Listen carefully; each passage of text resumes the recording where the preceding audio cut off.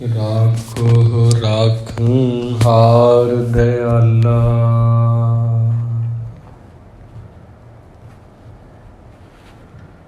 ਨਾਨਕ ਘਰ ਕੇ ਗੋਲੇ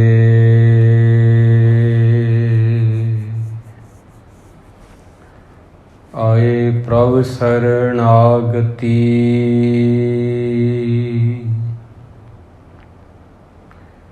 ਕਿਰਪਾ ਨਿਧ ਦਇਆਲ।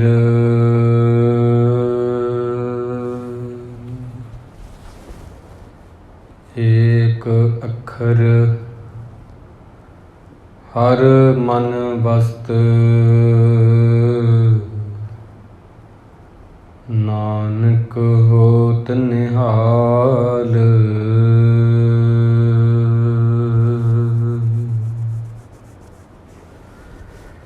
ਏਕ ਅੱਖਰ ਹਰ ਮਨ ਵਸਤ।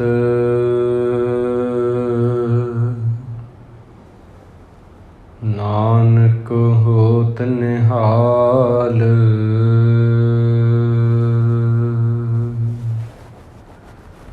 ਸਨਮਾਨਯੋਗ ਗੁਰੂ ਕੀ ਸਾਜੀ ਹੋਈ ਗੁਰੂ ਪਿਆਰੀ ਸਾਧ ਸੰਗਤ ਜੀ, ਸਨਿਮਰ ਫਤਿਹ ਪ੍ਰਵਾਨ ਕਰਨੀ ਜੀ। ਵਾਹਿਗੁਰੂ ਜੀ ਕਾ ਖਾਲਸਾ, ਵਾਹਿਗੁਰੂ ਜੀ ਕੀ ਫਤਿਹ। ਗੁਰੂ ਸਾਹਿਬ ਜੀ ਦੀ ਕਿਰਪਾ ਦੇ ਸਦਕਾ ਲੜੀਵਾਰ ਕਲਗੀਧਰ ਪਾਤਸ਼ਾਹ ਜੀ ਦੇ ਪਾਵਨ ਪਵਿੱਤਰ ਇਤਿਹਾਸ ਨੂੰ ਅਸੀਂ ਲੜੀਵਾਰ ਸਰਵਣ ਕਰਦੇ ਹਾਂ ਜੀ। ਪਿਛਲੇ ਪ੍ਰਸੰਗ ਦੇ ਵਿੱਚ ਆਪ ਜੀ ਨੇ ਸਰਵਣ ਕੀਤਾ ਹੈ ਜਦੋਂ ਰਾਜੇ ਭੀਮ ਚੰਦ ਦਾ ਭੇਜਿਆ ਹੋਇਆ ਦੂਤ, ਜੋ ਕਿ ਇੱਕ ਵਕੀਲ ਹੈ, ਗੁਰੂ ਸਾਹਿਬ ਜੀ ਦੇ ਕੋਲ ਪਹੁੰਚਦਾ ਹੈ ਤੇ ਮਨ ਦੇ ਵਿੱਚ ਇਹ ਸੋਚਿਆ ਸੀ ਕਿ ਕੋਈ ਨਾ ਕੋਈ ਬਹਾਨਾ ਬਣਾ ਕੇ ਗੁਰੂ ਸਾਹਿਬ ਜੀ ਦਾ ਜੋ ਪ੍ਰਸਾਦੀ ਹਾਥੀ ਹੈ ਨਾ, ਇਹ ਮੈਂ ਰਾਜੇ ਭੀਮ ਚੰਦ ਨੂੰ ਦੇ ਦਾਂਗਾ। ਅੱਗੋਂ ਰਾਜੇ ਭੀਮ ਚੰਦ ਨੇ ਇਹ ਸੋਚਿਆ, ਇੱਕ ਵਾਰ ਇਹ ਹਾਥੀ ਮੇਰੇ ਹੱਥ ਵਿੱਚ ਆ ਜੇ ਫਿਰ ਮੈਂ ਮੁੜ ਕੇ ਨਹੀਂ ਦੇਣਾ ਗੁਰੂ ਨੂੰ, ਇਹ ਮੇਰਾ ਹੋਵੇਗਾ। ਇਹ ਬੜੀ ਅਦਭੁਤ ਦੁਰਲਭ ਜਿਹੜਾ ਜਾਨਵਰ ਹੈ ਉਹ ਮੈਂ ਆਪਣੇ ਕੋਲ ਰੱਖਾਂਗਾ। ਇਸ ਤਰ੍ਹਾਂ ਦੋਨਾਂ ਨੇ ਸਾਰੀ ਯੋਜਨਾ ਬਣਾਈ। ਵਕੀਲ ਨੇ ਆਖਿਆ ਰਾਜੇ ਨੂੰ, ਭੀਮ ਚੰਦ ਨੂੰ, ਤੁਸੀਂ ਹਾਥੀ ਆਇਆ ਹੀ ਸਮਝੋ। ਆਨੰਦਪੁਰ ਗਿਆ, ਗੁਰੂ ਸਾਹਿਬ ਜੀ ਦੇ ਦਰਸ਼ਨ ਕੀਤੇ ਨੇ, ਇੱਧਰੋਂ ਉੱਧਰੋਂ ਗੱਲਾਂ ਬਹੁਤ ਕੀਤੀਆਂ। ਫਿਰ ਅਸਲੀ ਗੱਲ ਜ਼ੁਬਾਨ 'ਤੇ ਆਈ ਗਈ ਕਿ ਗੁਰੂ ਜੀ ਰਾਜੇ ਭੀਮ ਚੰਦ ਦੇ ਪੁੱਤਰ ਦੀ ਸ਼ਾਦੀ ਆ, ਘਰ ਦੇ ਵਿੱਚ ਲਾਗੀ ਆਉਣਗੇ ਅਤੇ ਘਰ ਦੇ ਵਿੱਚ ਨਾ ਇੱਕ ਵਸਤੂ ਜਿਹੜੀ ਅਜਬ ਤਰ੍ਹਾਂ ਦੀ ਹੋਵੇ ਉਹ ਰੱਖੀ ਹੋਵੇਗੀ ਅਤੇ ਘਰ ਦੀ ਸ਼ਾਨੋ ਸ਼ੌਕਤ ਰਾਜੇ ਦੀ ਵਧੇਗੀ, ਅਤੇ ਉਹ ਆਪ ਜੀ ਦਾ ਹਾਥੀ ਆ। ਇਹ ਅਸੀਂ ਲਾਗੀਆਂ ਨੂੰ ਦਿਖਾਉਣਾ ਚਾਹੁੰਦੇ ਹਾਂ। ਗੁਰੂ ਮਹਾਰਾਜ ਕਹਿਣ ਲੱਗੇ, ਇਹ ਹਾਥੀ ਤਾਂ ਸਾਡੇ ਕਿਸੇ ਪਿਆਰੇ ਗੁਰਸਿੱਖ ਦੁਆਰਾ ਪ੍ਰੇਮ ਭੇਟਾ ਹੈ। ਉਹਨਾਂ ਆਖਿਆ ਸੀ ਸਦਾ ਹੀ ਇਹਨੂੰ ਕੋਲ ਰੱਖਿਓ, ਰੋਜ਼ ਸਵਾਰੀ ਕਰਿਓ, ਇਹੀ ਉਹਦੇ ਦਿਲ ਦੀ ਤਮੰਨਾ ਸੀ। ਇਸ ਕਰਕੇ ਨਾ ਹੋਰ ਬਹੁਤ ਸਾਰੇ ਹਾਥੀ ਹਨ, ਇੱਕ ਹੋਰ ਹਾਥੀ ਹੈ ਉਹ ਵੀ ਬੜਾ ਪਿਆਰਾ, ਤੁਸੀਂ ਉਹ ਲੈ ਜਾਓ। ਇਹ ਹਾਥੀ ਅਸੀਂ ਨਹੀਂ ਦੇ ਸਕਦੇ। ਇਸ ਤਰ੍ਹਾਂ ਫਿਰ ਵਕੀਲ ਨੂੰ, ਦੂਤ ਨੂੰ ਪਤਾ ਲੱਗ ਗਿਆ ਗੁਰੂ ਸਾਹਿਬ ਜੀ ਸਾਡੇ ਕਪਟ ਬਾਰੇ ਜਾਣ ਚੁੱਕੇ ਆ ਕਿ ਇਹ ਹਾਥੀ ਅਸੀਂ ਇਹਨਾਂ ਨੂੰ ਨਹੀਂ ਮੋੜਨਾ ਸੀ, ਤਾਂ ਹੀ ਇਹਨਾਂ ਮਨ੍ਹਾ ਕੀਤਾ। ਨਮੂੰਝਣਾ ਹੋ ਕੇ ਵਕੀਲ ਆਨੰਦਪੁਰ ਤੋਂ ਵਾਪਸ ਆਇਆ। ਕਹਿਲੂਰ ਦਾ ਰਾਜਾ ਭੀਮ ਚੰਦ, ਪਹਾੜੀ ਰਾਜਾ ਜੋ ਆ, ਉੱਥੇ ਪਹੁੰਚਿਆ।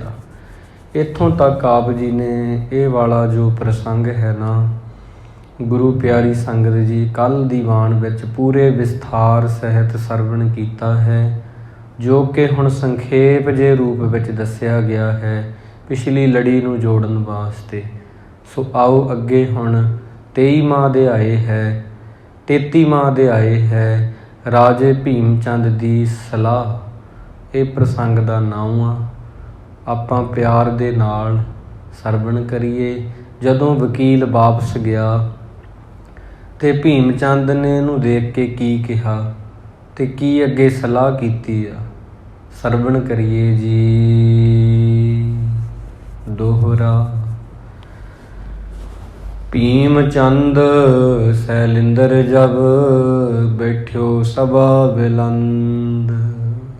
ਪਹਾੜੀ ਰਾਜਾ ਭੀਮ ਚੰਦ ਜਦੋਂ ਸਭਾ ਦੇ ਵਿੱਚ ਬੈਠਾ ਹੋਇਆ ਸੀ ਨਾ, ਤੇ ਪਹੁੰਚਿਓ ਜਾਏ ਵਕੀਲ ਤਬ ਬੰਦਤ ਭਇਓ ਨਿਰੰਦ। ਉਹ ਜਿਹੜਾ ਵਕੀਲ ਹੈ ਉੱਥੇ ਪਹੁੰਚ ਗਿਆ, ਹੱਥ ਜੋੜ ਕੇ ਬੰਦਨਾ ਕੀਤੀ ਆ, ਪਰ ਨਮੂੰਝਣਾ ਹੈ ਹੁਣ। ਚੌਪਈ ਦੇਖਤ ਬੋਲਿਓ ਮੁਖ ਮੁਰਝਾਇਓ। ਇਹ ਵਕੀਲ ਦਾ ਚਿਹਰਾ ਜਿਹੜਾ ਮੁਰਝਾਇਆ ਹੋਇਆ ਹੈ। ਰਾਜੇ ਭੀਮ ਚੰਦ ਨੇ ਦੇਖਿਆ ਕਿ ਚਿਹਰੇ ਤੇ ਇਹਦੇ ਕੋਈ ਖੁਸ਼ੀ ਨਹੀਂ। ਕਾਰਜ ਜਾਂ ਤਾਂ ਵਿਗੜ ਗਿਆ ਜਾਂ ਬਣਿਆ ਹੀ ਨਹੀਂ ਹੈ। ਲਖੀਅਤ ਕਰੀ ਨਹੀਂ ਸੰਗ ਲਿਆਇਓ। ਜਾਪਦਾ ਕਿ ਹਾਥੀ ਨਾਲ ਨਹੀਂ ਲਿਆਇਆ ਹੈ। ਜੋ ਡੀਂਗਾ ਮਾਰਦਾ ਸੀ ਇਹ ਹਾਥੀ ਆਇਆ ਹੀ ਸਮਝੋ, ਇਸ ਤਰ੍ਹਾਂ ਨਹੀਂ ਹੋ ਪਾਇਆ। ਕਿਮ ਗੁਰ ਭਾਖਿਓ ਦੇਹੋ ਬਤਾਈ। ਭੀਮ ਚੰਦ ਕਹਿਣ ਲੱਗਾ ਕਿ ਗੁਰੂ ਜੀ ਨੇ ਕੀ ਕਿਹਾ ਹੈ। ਰਖੀ ਕਿ ਨਹੀਂ ਮੋਹੇ ਵਡਿਆਈ। ਇਹ ਮੈਨੂੰ ਦੱਸ ਦੇ ਕਿ ਗੁਰੂ ਨੇ ਮੇਰੀ ਵਡਿਆਈ ਰੱਖੀ ਹੈ ਕਿ ਨਹੀਂ। ਲਖਿਓ ਕਿ ਨੈ ਬਿਗਰਨ ਤੇ ਤਰਾਸਾ। ਮੇਰਾ ਕੋਈ ਡਰ ਮੰਨਿਆ ਹੈ ਕਿ ਨਹੀਂ। ਕੀਨ ਸਦੇਸ਼ ਹਮਾਰੇ ਬਾਸਾ। ਇਹ ਗੁਰੂ ਨੇ ਪਹਾੜਾਂ ਵਿੱਚ ਆ ਕੇ ਇੱਥੇ ਵਾਸਾ ਕੀਤਾ ਹੈ। ਕਿਦੋਂ ਆਰਵਲ ਇਹ ਨਵੀਨ। ਇਹ ਸਾਡਾ ਦੇਸ਼ ਆ, ਸਾਡੇ ਦੇਸ਼ 'ਚ ਆ ਕੇ ਰਹਿਣ ਲੱਗੇ ਆ। ਉਮਰ ਬਹੁਤ ਛੋਟੀ ਆ। ਗਰਭ ਕੀਨ ਹਥਿਆਰ ਨਲੀਨ। ਤੇ ਵੱਡੇ ਹਥਿਆਰ ਆ, ਉਮਰ ਛੋਟੀ ਆ। ਲੱਗਦਾ ਗੁਰੂ ਨੇ ਕੋਈ ਹੰਕਾਰ ਧਾਰਨ ਕਰ ਲਿਆ। ਭੀਮ ਚੰਦ ਤੇ ਸੁਣ ਕੇ ਦੂਤ।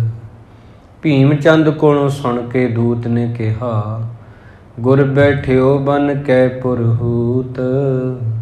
ਕਿ ਗੁਰੂ ਜੀ ਤਾਂ ਉੱਥੇ ਕੋਈ ਦੇਵਤੇ ਵਾਂਗ ਰਹਿੰਦੇ ਆ, ਇੰਦਰ ਬਣ ਕੇ। ਕਹਾਂ ਤਰਾਸ ਤਿਸ ਕੇ ਮਨ ਮਾਹੀ। ਉਹਨਾਂ ਦੇ ਮਨ 'ਚ ਕਿੱਥੇ ਤੁਹਾਡਾ ਡਰ ਹੈ। ਜਿਸ ਤਰ੍ਹਾਂ ਦੇਵਤਿਆਂ ਵਿੱਚ ਸਭ ਤੋਂ ਸ਼੍ਰੋਮਣੀ ਦੇਵਤਾ ਹੋਵੇ, ਉਹਨੂੰ ਕਿਸੇ ਦਾ ਡਰ ਨਹੀਂ ਹੁੰਦਾ। ਇੱਦਾਂ ਹੀ ਰਾਜਾ ਭੀਮ ਚੰਦ ਜੀ, ਗੁਰੂ ਨੂੰ ਤੁਹਾਡਾ ਕੀ ਡਰ ਹੈ। ਕਹਾਂ ਤਰਾਸ ਤਿਸ ਕੇ ਮਨ ਮਾਹੀ। ਰੰਗ ਪ੍ਰਸੰਗ ਜੰਗ ਕੇ ਜਾਹੀ। ਜੋ ਕਿ ਜਿਨ੍ਹਾਂ ਦਾ ਰੋਜ਼ ਹੀ ਅਭਿਆਸ ਆ ਸ਼ਸਤਰਾਂ ਦਾ ਤੇ ਜੰਗ ਯੁੱਧ ਦਾ ਅਭਿਆਸ ਕਰਦੇ ਆ, ਉਹਨਾਂ ਕਿੱਥੇ ਤੁਹਾਡੇ ਤੋਂ ਡਰਨਾ ਹੈ। ਤਹਿ ਲੋਕਨ ਤੇ ਸੁਣਿਓ ਬਿਰਤੰਤ। ਉਹਨਾਂ ਲੋਕਾਂ ਦੇ ਪਾਸੋਂ ਆਨੰਦਪੁਰ ਦੇ ਵਾਸੀਆਂ ਤੋਂ ਮੈਂ ਸੁਣ ਕੇ ਆਇਆ। ਤੀਰਣ ਵਿਦਿਆ ਸਦਾ ਕਰੰਤ। ਰੋਜ਼ ਤੀਰ ਵਿਦਿਆ ਅਭਿਆਸ ਕਰਦੇ ਆ। ਨੇਜੇਬਾਜੀ ਰੋਜ਼ ਹੁੰਦੀ ਆ। ਘੋੜ ਸਵਾਰੀ ਰੋਜ਼ ਹੁੰਦੀ ਆ। ਕਥਾ ਪੁਰਾਰਨ ਤੇ ਜਿਮ ਸੁਣ। ਜਿਵੇਂ ਪੁਰਾਣਾਂ ਤੋਂ ਆਪਾਂ ਕਥਾ ਸੁਣਦੇ ਸੀ ਨਾ, ਤਿਮ ਗੁਰ ਗਨ ਕੋ ਧਨ ਤੇ ਹਨ। ਤੀਰ ਨੂੰ ਧਨੁੱਖ ਤੇ ਧਰ ਕੇ ਉਵੇਂ ਸਤਿਗੁਰੂ ਮਾਰਦੇ ਆ। ਜਿਵੇਂ ਪੁਰਾਤਨ ਗ੍ਰੰਥਾਂ ਵਿੱਚ ਕਥਾ ਲਿਖੀ ਆ ਕਿ ਇਸ ਤਰ੍ਹਾਂ ਦੇ ਵੱਡੇ ਵੱਡੇ ਯੋਧੇ ਹੋਏ ਆ, ਉਹ ਇਸ ਤਰ੍ਹਾਂ ਦੀ ਤੀਰ ਅੰਦਾਜ਼ੀ ਕਰਦੇ ਆ। ਜਿਵੇਂ ਅਰਜਨ ਹੋਇਆ, ਮੱਛੀ ਦੀ ਅੱਖ ਨੂੰ ਵਿੰਨ੍ਹ ਸਕਦਾ, ਇੰਨਾ ਵਧੀਆ ਤੀਰ ਅੰਦਾਜ਼ ਆ। ਇਸ ਤਰ੍ਹਾਂ ਜੀ ਤੇ ਗੁਰੂ ਨੂੰ ਸਮਝੋ ਉਹਨਾਂ ਗ੍ਰੰਥਾਂ ਵਾਲਾ ਯੋਧਾ। ਵਿਖਿਓ ਨੈਣ ਤੇ ਤਥਾ ਸੁਣਾਏ। ਜਿਵੇਂ ਅੱਖਾਂ ਨਾਲ ਵੇਖਿਆ ਉਵੇਂ ਸੁਣਾਉਣਾ ਹਾਂ। ਵੱਡ ਬਹਾਦਰੀ ਮੁਖ ਦਿਪਤਾਏ। ਹੁਣ ਚਿਹਰੇ ਉੱਪਰ ਵੱਡੀ ਬਹਾਦਰੀ ਪ੍ਰਗਟ ਹੁੰਦੀ ਹੈ। ਬਚਪਨ ਅਵਸਥਾ ਲੰਘ ਗਿਆ ਤੇ ਜਵਾਨੀ 'ਚ ਪੈਰ ਰੱਖਿਆ ਹੈ। ਕਹੋ ਕਹਾਂ ਮੈਂ ਤੁਮ ਪੀ ਦੇਖਾ। ਮੈਂ ਕੀ ਕਹਾਂ, ਤੁਸੀਂ ਵੀ ਵੇਖਿਆ ਹੀ ਆ। ਅਦਕ ਉਗਤਰਾ ਤਬੋ ਪਰੇਖਾ। ਤੁਸੀਂ ਵੀ ਲੈ ਕੇ ਗਏ ਸੀ ਆਪਣਾ ਲਸ਼ਕਰ ਰਾਜਨ, ਨਾਲ ਬਹੁਤ ਸਾਰੇ ਸਲਾਹਕਾਰ। ਉਦੋਂ ਤੁਸੀਂ ਜਾਹੋ ਜਲਾਲ ਦੇਖਿਆ ਹੀ ਆ ਉਹਨਾਂ ਦਾ। ਬਹੁਤ ਪ੍ਰਕਾਰ ਮੈਂ ਬਾਤ ਸੁਣਾਈ। ਇੱਥੋਂ ਜਾ ਕੇ ਮੈਂ ਜਦੋਂ ਆਨੰਦਪੁਰ ਗਿਆ, ਬਹੁਤ ਪ੍ਰਕਾਰ ਨਾਲ ਮੈਂ ਗੱਲਾਂ ਕੀਤੀਆਂ। ਤੁਮ ਦਿਸ਼ ਤੇ ਬਹੁ ਕੀਨ ਵਡਾਈ। ਤੁਹਾਡੇ ਵਾਲੇ ਪਾਸੇ ਤੋਂ ਬਹੁਤ ਵਡਿਆਈ ਕੀਤੀ ਆ ਜੀ। ਤੁਹਾਡੇ ਬਾਰੇ ਬੜਾ ਚੰਗਾ ਕਿਹਾ ਹੈ। ਕਰਾਮਾਤ ਸਾਹਿਬ ਜੋ ਹੈ, ਸਭ ਅੰਤਰ ਕੀ ਗਤ ਕੋ ਲੈ। ਕਿ ਜਿਹੜੇ ਕਰਾਮਾਤ ਦੇ ਮਾਲਕ ਨੇ, ਉਹ ਅੰਦਰੂਨੀ ਸਾਰੀ ਗਤੀ ਨੂੰ ਜਾਣਦੇ ਆ। ਇਉਂ ਲੱਗਦਾ ਗੁਰੂ ਮਨ 'ਚ ਕੀ ਚੱਲਦਾ ਪੜ੍ਹ ਲੈਂਦਾ ਹੈ। ਮੈਨੂੰ ਇਹ ਗੱਲ ਮਹਿਸੂਸ ਹੋਈ ਆ। ਨਿਵਹਿ ਕਪਟ ਕਹਾਂ ਤਿਨ ਸੰਗ। ਉਹਨਾਂ ਦੇ ਨਾਲ ਕਪਟ ਕਿਵੇਂ ਨਿਭ ਸਕਦਾ ਹੈ? ਜੋ ਸਾਡਾ ਮਨ ਹੀ ਪੜ੍ਹ ਸਕਦਾ ਹੋਵੇ, ਉਹਨੂੰ ਕਿਵੇਂ ਕਿਸੇ ਚਲਾਕੀ ਨਾਲ ਠੱਗਿਆ ਜਾ ਸਕਦਾ ਹੈ? ਜਾਣ ਲਈ ਨੈ ਮੂਰਖ ਮਤੰਗ। ਇਹ ਜਾਣ ਲਿਆ ਹੋਵੇਗਾ ਕਿ ਹਾਥੀ ਦੁਬਾਰਾ ਨਹੀਂ ਮਿਲਣਾ। ਮਮ ਜਾਚਾ ਕੋ ਸੁਣ ਫਰਮਾਇ। ਮੇਰੀ ਮੰਗ ਨੂੰ ਸੁਣ ਕੇ ਜਦੋਂ ਮੈਂ ਆਖਿਆ ਕਿ ਗੁਰੂ ਜੀ, ਸਾਨੂੰ ਹਾਥੀ ਚਾਹੀਦਾ ਹੈ ਲਾਗੀਆਂ ਨੂੰ ਦਿਖਾਉਣ ਵਾਸਤੇ, ਅੱਗੋਂ ਗੁਰੂ ਨੇ ਇਸ ਤਰ੍ਹਾਂ ਆਖਿਆ, ਰਾਜਨ ਨ੍ਰਿਪ ਸ਼ਰਧਾਲ ਦੂਰ ਤੇ ਆਇਓ। ਕਿ ਤਾਂ ਕੋਈ ਸ਼ਰਧਾਲੂ ਰਾਜਾ ਸੀ, ਬੜੀ ਦੂਰੋਂ ਆਇਆ ਸੀ ਚੱਲ ਕੇ ਅਸਾਮ ਤੋਂ। ਅਰਪਤ ਗੱਜ ਕੋ ਬਿਨੈ ਉਚਾਰੀ। ਉਹਦੇ ਦੁਆਰਾ ਇਹ ਹਾਥੀ ਭੇਟਾ ਕੀਤਾ ਗਿਆ ਤੇ ਬੇਨਤੀ ਵੀ ਉਹਨੇ ਕੀਤੀ ਸੀ, ਪਰ ਉਹ ਕਾਮਨਾ ਗੁਰੂ ਹਮਾਰੀ। ਉਹ ਰਾਜੇ ਨੇ ਆਖਿਆ ਸੀ, ਗੁਰੂ ਜੀ ਹਾਥੀ ਆਪ ਜੀ ਰੱਖੋ, ਪਰ ਅਪਰ ਕਿਸੀ ਕੋ ਗਜ ਨ ਦੀਜੈ। ਹੋਰ ਕਿਸੇ ਨੂੰ ਹਾਥੀ ਨਾ ਦੇਣਾ। ਇਹ ਨਿਜ ਸਮੀਪ ਹੀ ਰਾਖਣ ਕੀਜੈ। ਆਪਣੇ ਨੇੜੇ ਰੱਖਣਾ ਇਹਨੂੰ। ਜਾਤੇ ਇਹ ਮਤੰਗ ਨੇ ਦੇਤ। ਇਸ ਕਰਕੇ ਹਾਥੀ ਨਹੀਂ ਦਿੱਤਾ ਜਾ ਸਕਦਾ। ਦੁਰਦ ਅਪਰ ਇੱਕ ਅਹੈਨ ਗੇਤ। ਦੂਸਰਾ ਇੱਕ ਹੋਰ ਹਾਥੀ ਸਾਡੇ ਘਰ ਵਿੱਚ ਮੌਜੂਦ ਆ, ਸੋ ਲਿਓ ਜਾਹੋ ਕਾਜ ਕੋ ਸਾਰੋ। ਗੁਰੂ ਜੀ ਨੇ ਆਖਿਆ ਕਿ ਉਹ ਲੈ ਜਾਓ ਹਾਥੀ, ਆਪਣੇ ਕਾਰਜ ਨੂੰ ਸਾਰ ਲਓ। ਨੈ ਇਸ ਮੈਂ ਕਛਟਾਰ ਵਿਚਾਰ। ਇਹਦੇ ਵਿੱਚ ਕੋਈ ਟਾਲਣ ਵਾਲੀ ਗੱਲ ਨਾ ਵਿਚਾਰੋ ਕਿ ਅਸੀਂ ਟਾਲ ਰਹੇ ਹਾਂ। ਇਹ ਇੱਕ ਰਾਜੇ ਦੁਆਰਾ ਦਿੱਤੀ ਹੋਈ ਪ੍ਰੇਮ ਭੇਟਾ, ਇਹਨੂੰ ਅਸੀਂ ਦੂਰ ਨਹੀਂ ਰੱਖ ਸਕਦੇ ਆਪਣੇ ਤੋਂ। ਨਿਜ ਸਿੱਖਣ ਕੀ ਪੁੰਨ ਵਡਿਆਈ। ਫਿਰ ਉਹਨਾਂ ਨੇ ਮੈਨੂੰ ਉਸ ਆਪਣੇ ਸਿੱਖਾਂ ਦੀ ਵਡਿਆਈ ਸਮਝਾਈ ਆ। ਪ੍ਰਯੋਗ ਕਿਰਪਾਲ ਕੋ ਭਗਤ ਜਥਾ ਹੈ। ਜਿਵੇਂ ਪ੍ਰਭੂ ਨੂੰ ਆਪਣੇ ਭਗਤ ਪਿਆਰੇ ਲੱਗਦੇ ਹੁੰਦੇ ਆ, ਪਰਮਾਤਮਾ ਨੂੰ ਗੁਰ ਘਰ ਮੈਂ ਸਿੱਖ ਲਖਿਓ ਤਥਾ ਹੈ, ਉਵੇਂ ਗੁਰੂ ਨੂੰ ਸਿੱਖ ਪਿਆਰੇ ਆ। ਜਿਵੇਂ ਭਗਤ ਪਿਆਰੇ ਹੁੰਦੇ ਆ ਰੱਬ ਨੂੰ, ਉੱਦਾਂ ਸਿੱਖ ਪਿਆਰੇ ਨੇ ਗੁਰੂ ਨੂੰ। ਤਿਨ ਕੋ ਕਹਿਓ ਨਾ ਮੋਰਿਓ ਜਾਈ। ਉਹਨਾਂ ਦਾ ਕਿਹਾ ਮੋੜਿਆ ਨਹੀਂ ਜਾ ਸਕਦਾ। ਗੁਰਸਿੱਖ ਦਾ ਕਹਿਣਾ ਨਹੀਂ ਮੋੜ ਸਕਦੇ ਅਸੀਂ। ਜਾ ਤੇ ਗਜ ਨਾ ਦੇਨ ਬਣਿਆਈ। ਇਸ ਕਰਕੇ ਗੁਰੂ ਜੀ ਕਹਿੰਦੇ ਅਸੀਂ ਹਾਥੀ ਨਹੀਂ ਦੇ ਸਕਦੇ। ਹੋਰ ਹਾਥੀ, ਦੂਜਾ ਹਾਥੀ ਤੁਸੀਂ ਲੈ ਜਾਓ, ਇਹ ਵਾਲਾ ਨਹੀਂ ਮਿਲ ਸਕੇਗਾ। ਇਮ ਰੁਖ ਲਖ ਮੈਂ ਰੁਖ ਸਦ ਲੀਨੀ। ਇਸ ਤਰ੍ਹਾਂ ਜਦੋਂ ਗੁਰੂ ਜੀ ਨੇ ਕਿਹਾ ਤੇ ਮੈਂ ਆਨੰਦਪੁਰ ਤੋਂ ਚਾਲੇ ਪਾਏ ਤੇ ਇੱਥੇ ਤੁਹਾਡੇ ਕੋਲ ਆ ਗਿਆ। ਇਹ ਨਾ ਦੇਹ ਕਬ ਨਿਸ਼ਚੈ ਕੀਨੀ। ਤੇ ਮੈਂ ਇਹ ਵੀ ਜਾਣ ਗਿਆ ਹਾਂ ਕਿ ਆਪਾਂ ਨੂੰ ਹਾਥੀ ਕਦੇ ਵੀ ਨਹੀਂ ਮਿਲੇਗਾ। ਭੀਮ ਚੰਦ ਸੈ ਲਿੰਦਰ ਬਲਿੰਦੈ। ਭੀਮ ਚੰਦ ਵੱਡਾ ਪਹਾੜੀ ਰਾਜਾ ਹੈ। ਮਨ ਗਿਰ ਕੋ ਬਚ ਬਜਰ ਮਨਿੰਦੈ। ਹੁਣ ਭੀਮ ਚੰਦ ਦਾ ਹੰਕਾਰ ਅਸਮਾਨ ਛੂਹ ਗਿਆ ਕਿ ਗੁਰੂ ਨੇ ਮੈਨੂੰ ਕਿਸ ਤਰ੍ਹਾਂ ਜਵਾਬ ਦੇ ਦਿੱਤਾ। ਹੰਕਾਰ ਜਿਹੜਾ ਹੁੰਦਾ ਬੰਦੇ ਦਾ, ਉਦੋਂ ਹੀ ਉਹਨੂੰ ਸੱਟ ਜਦੋਂ ਲੱਗਦੀ ਆ, ਹੋਰ ਫਿਰ ਫਨ ਖਿਲਾਰਦਾ। ਇਸ ਕਰਕੇ ਗੁੱਸਾ ਉਹਦੇ 'ਤੇ ਆਉਂਦਾ ਜਿਹੜਾ ਸਾਡੇ ਹੰਕਾਰ ਨੂੰ ਪੂਰਾ ਨਾ ਕਰੇ, ਜਿਹੜਾ ਹੰਕਾਰ ਦੀ ਪੂਰਤੀ ਨਾ ਕਰੇ। ਗੁਰੂ ਸਾਹਿਬ ਜੀ ਨੇ ਇਹਦੇ ਹੰਕਾਰ 'ਤੇ ਚੋਟ ਮਾਰੀ। ਭੀਮ ਚੰਦ ਪਹਾੜੀ ਰਾਜਾ ਸੀ ਵੱਡਾ, ਬਹੁਤ ਸੈਨਾ ਸੀ ਇਹਦੇ ਕੋਲ, ਤੇ ਗੁਰੂ ਜੀ ਦੇ ਬਚਨ ਤੇ ਵਕੀਲ ਦੀ ਕਹੀ ਹੋਈ ਗੱਲ ਇਹਨੂੰ ਬੱਜਰ ਵਾਂਗੂ ਲੱਗਿਆ, ਤੀਰ ਵਾਂਗੂ ਵੱਜੇ ਇਹਦੇ। ਲਾਗਤ ਕਿਸਿਓ ਦੁਖ ਕੋ ਪਾਇਓ, ਗੁੱਸੇ ਵਿੱਚ ਆ ਗਿਆ, ਦੁਖੀ ਹੋ ਗਿਆ। ਹੋਏ ਪ੍ਰਿਥਕ ਪੁਨ ਮਤੋ ਪਕਾਇਓ, ਫਿਰ ਵੱਖ ਹੋ ਕੇ ਤੇ ਮਤਾ ਪਕਾਇਆ ਹੈ। ਇੱਕ ਵਜ਼ੀਰ ਦੂਸਰ ਕੁਟਵਾਲ, ਇੱਕ ਵਜ਼ੀਰ ਤੇ ਦੂਜਾ ਕੋਤਵਾਲ, ਤੇ ਦੋਇ ਤ੍ਰੈ ਅਪਰ ਨਿਕਟ ਬੈਠਾ। ਦੋ ਤਿੰਨ ਹੋਰ ਬੰਦੇ ਕੋਲ ਬਿਠਾ ਲਏ ਆਪਣੇ, ਸਲਾਹ ਕਰਨ ਲਈ ਕਿ ਅੱਗੇ ਕੀ ਕਰੀਏ। ਹਿਰਦੇ ਕੋਪ ਜਿਸ ਕੇ ਬਹੁ ਜਾਗਾ, ਹੁਣ ਇਹਦੇ ਹਿਰਦੇ 'ਚ ਕ੍ਰੋਧ ਜਾਗ ਪਿਆ। ਜਾਨੋ ਗੁਰੂ ਵਸੈ ਹਮ ਜਾਗਾ, ਇਹ ਗੁਰੂ ਨੂੰ ਮੈਂ ਵੱਸ 'ਚ ਕਿਵੇਂ ਕਰਾਂ, ਹੁਣ ਕੋਈ ਵਿਧੀ ਬਣਾਓ। ਗੁਰੂ ਨੇ ਮੈਨੂੰ ਜਵਾਬ ਦਿੱਤਾ, ਮੇਰੀ ਤੋਹੀਨ ਕੀਤੀ ਆ, ਐਡਾ ਵੱਡਾ ਮੈਂ ਰਾਜਾ ਹਾਂ।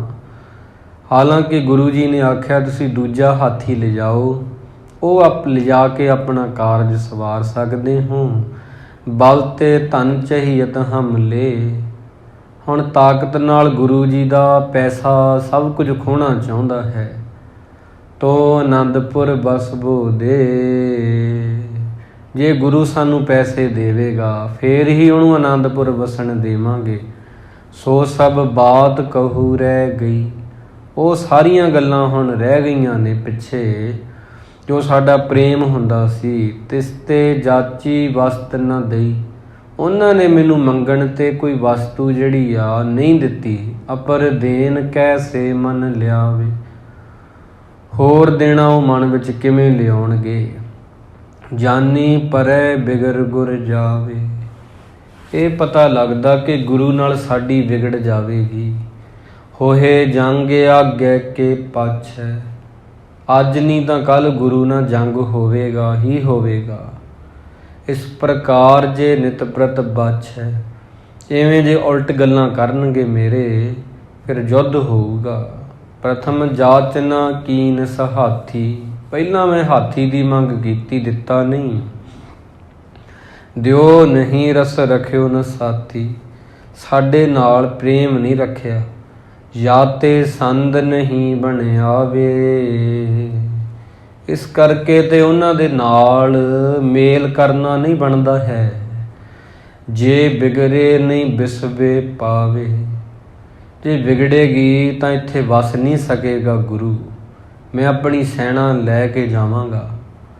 ਅਬ ਮੈਂ ਖਿਮਾ ਧਾਰ ਕਰ ਰਹੂ, ਹੁਣ ਮੈਂ ਹਜੇ ਫਿਰ ਵੀ ਖਿਮਾ ਧਾਰ ਕੇ ਰਹਾਂਗਾ। ਪੁਨ ਅਨੀਤ ਠਾਨੇ ਕਿਮ ਸਹੂੰ, ਅੱਗੇ ਤੋਂ ਕੋਈ ਗੱਲ ਹੋਏਗੀ ਤੇ ਕਿਵੇਂ ਬਰਦਾਸ਼ਤ ਕਰਾਂਗਾ। ਦੇਸ਼ ਬਿਖੈ ਦੁੰਦਬ ਵਜਬਾਵੇ, ਇਹ ਗੁਰੂ ਸਾਡੇ ਰਾਜ ਵਿੱਚ ਨਗਾਰੇ ਵਜਾਉਂਦਾ ਹੈ। ਮਨ ਭਾਵਤ ਜਿਤ ਕਿਤ ਫਿਰ ਆਵੇ, ਮਨ ਭਾਉਂਦੀਆਂ ਜਗ੍ਹਾ ਤੇ ਜਾਂਦਾ, ਇੰਨੀ ਇਹਨੂੰ ਖੁੱਲ੍ਹ ਮਿਲੀ ਹੋਈ ਆ। ਜਿੱਥੇ ਕਿੱਥੇ ਚਿੱਤ ਚਾਹੁੰਦਾ ਉੱਥੇ ਜਾਂਦਾ ਹੈ। ਅਵਨੀ ਰੋਕਣ ਕੋ ਜੇ ਆਸ਼ੈ, ਜਿਹੜੇ ਧਰਤੀ ਰੋਕਣ ਦੇ ਆਸ਼ੇ ਕਰਨ ਤੇ ਚਮੂ ਬਟੋਰੇ ਓਜ ਪ੍ਰਕਾਸ਼, ਫੌਜ ਇਕੱਠੀ ਕਰਕੇ ਸ਼ਕਤੀ ਦਾ ਪ੍ਰਕਾਸ਼ ਕਰਨ। ਅਪਰ ਬਾਤ ਜਿਮ ਕਿਮ ਹੋਏ ਪਾਛੇ, ਉਹ ਹੋਰ ਗੱਲਾਂ ਕਿਵੇਂ ਬਾਅਦ 'ਚ ਹੋ ਜਾਣਗੀਆਂ। ਅਵ ਮਤੰਗ ਜੋ ਜਾਚਨ ਬਾਛੇ, ਹੁਣ ਜਿਹੜਾ ਤੁਸੀਂ ਹਾਥੀ ਮੰਗਿਆ ਹੈ, ਚਾਹੀਏ ਲੈਬੋ ਹਮੇ ਜ਼ਰੂਰਾ, ਉਹ ਹਾਥੀ ਸਾਨੂੰ ਜ਼ਰੂਰ ਲੈਣਾ ਚਾਹੀਦਾ ਗੁਰੂ ਤੋਂ।